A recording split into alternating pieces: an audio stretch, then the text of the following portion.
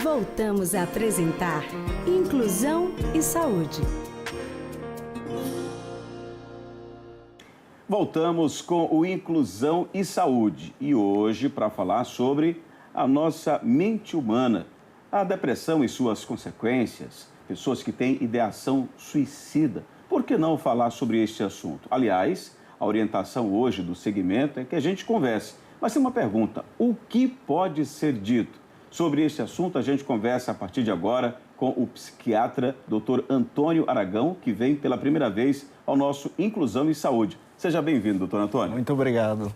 Olha, eu falo sempre a respeito deste assunto e tem pessoas que ficam intimidadas, ficam receosas. E em outros momentos aqui no programa a gente já abordou essa questão do suicídio. Todo mundo fala do mês Setembro Amarelo, que serve de alerta, mas é apenas no Setembro Amarelo? Claro que não. A pergunta que eu fiz agora há pouco, o que pode ser dito quando a gente se refere a suicídio? Então vamos conversar. É isso que tem sido pregado pelo segmento da área de psicologia, psiquiatria. Mas o que a gente pode dizer sem comprometer e sem estimular as pessoas a praticarem o suicídio? Quando a gente fala em suicídio, muito mais do que dizer é mostrar que você está escutando a pessoa que está falando sobre suicídio, né? Mostrar para a pessoa que você está oferecendo ajuda, né? Então, é o acolher e oferecer uma ajuda, de mostrar que você está junto com essa pessoa. A gente tem uma quantidade imensa de pessoas cometendo suicídio no mundo, no Brasil. São mais de 30 pessoas que morrem por suicídio no Brasil por dia, né? Um número extremamente elevado. 1.000 pessoas por dia no mundo, né? A gente tem uma estimativa de 1,5 milhão de pessoas irão morrer no mundo em 2020 devido a um suicídio. Então, a gente precisa prevenir.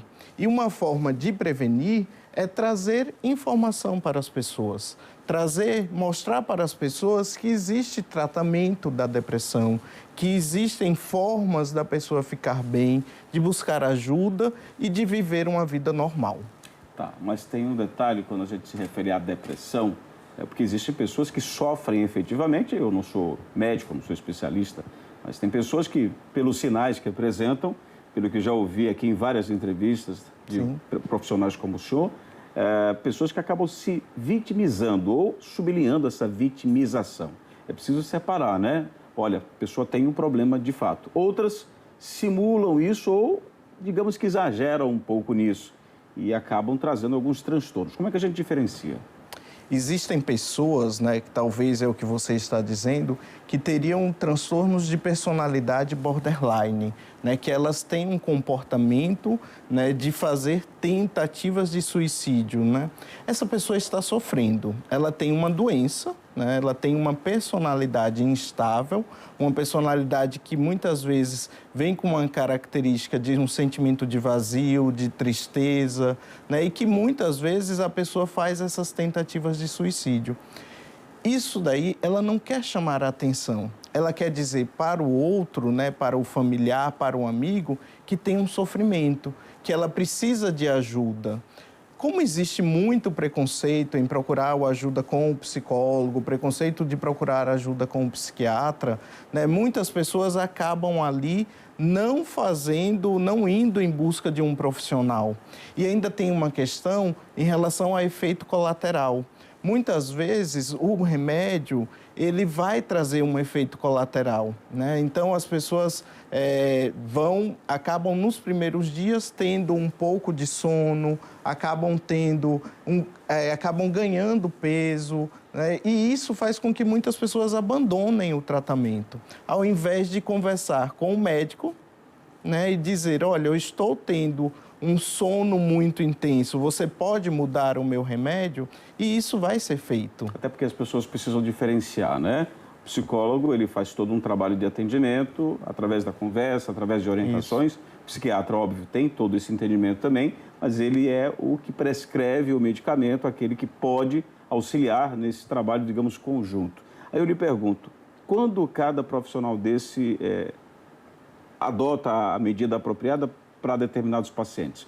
sempre vão trabalhar em conjunto ou não? Uma coisa só o psiquiatra vai resolver, outra coisa só o psicólogo vai resolver. Na hora de pedir ajuda, até para o paciente que tem algum tipo de problema ou acha que tem, saber quem procurar.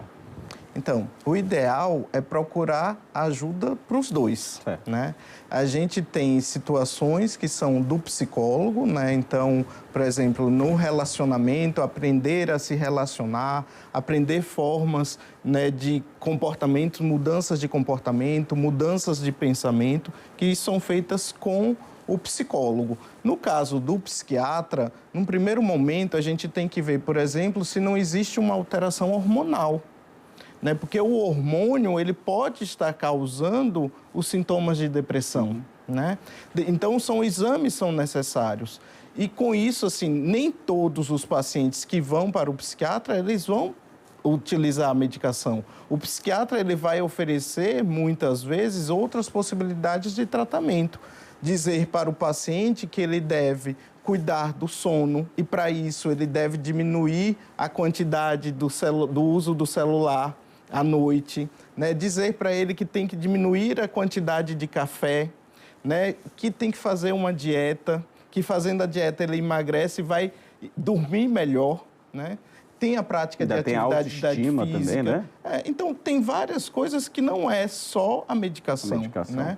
Mas as pessoas ficam com receio, né? Tem todo um preconceito em procurar a ajuda. Entendi. Né? Agora, o que a gente não pode, não só enquanto veículo de comunicação, mas enquanto também figura humana no compartilhamento de informações. Hoje, né, todo mundo tem celular, tem rede social, tem grupos aí de compartilhamento de dados, etc. Então, o que a gente não pode, com aquela desculpa de que vamos falar de suicídio, divulgar, que a gente não deve e que serve, infelizmente, de estímulo para outras possíveis vítimas ou vítimas em potencial? A gente não pode, de forma nenhuma, mostrar cenas de suicídio. Né? A gente não pode trazer informações de como esse suicídio foi feito. A gente vai mostrar quando falar de suicídio, a gente vai mostrar que existe tratamento da depressão, que existe tratamento para diversos transtornos mentais, né? Que a gente consegue ter uma vida normal utilizando medicação ou não, ou fazendo o seu acompanhamento com o psicólogo. As terapias, né? As terapias, né? Então, é importante mostrar que a pessoa pode buscar ajuda, que a pessoa deve buscar ajuda. Se ela está pensando em suicídio, se ela tem o pensamento de morte, se ela fez tentativa de suicídio, né, que ela busque ajuda, que ela procure o posto de saúde, o pronto-socorro, que vá conversar com o psicólogo, com o médico, né, e a partir daí a gente tenha toda uma rede de apoio, porque não é só o médico e o psicólogo, né? Tem o profissional de educação física, o nutricionista, né? O terapeuta vai estar ajudando, o assistente social, o serviço social teria ajuda. Então, o enfermeiro. Então, é um conjunto de profissionais atuando, né, nesse tratamento. E tem uma coisa que a gente deve se preocupar, e eu já ouvi de alguns outros profissionais, eu não sei se o senhor pode confirmar ou se, de repente, pode fazer um outro tipo de análise, mas crianças e idosos, por incrível que pareça, estão sempre... não que os outros não estejam, mas, por incrível que pareça, esse público, esses dois tipos de público, surpreendem em relação ao número de ou tentativas ou de depressão acentuada e até mesmo o próprio suicídio. Tem relação isso, doutor? O número de pessoas que, quando a gente fala, né, de uma frequência maior de suicídio, a gente vai estar entre os adultos jovens, né, ali na faixa dos seus 25, 45 anos, é onde tem, principalmente dos homens, os homens cometem mais suicídio do que as mulheres.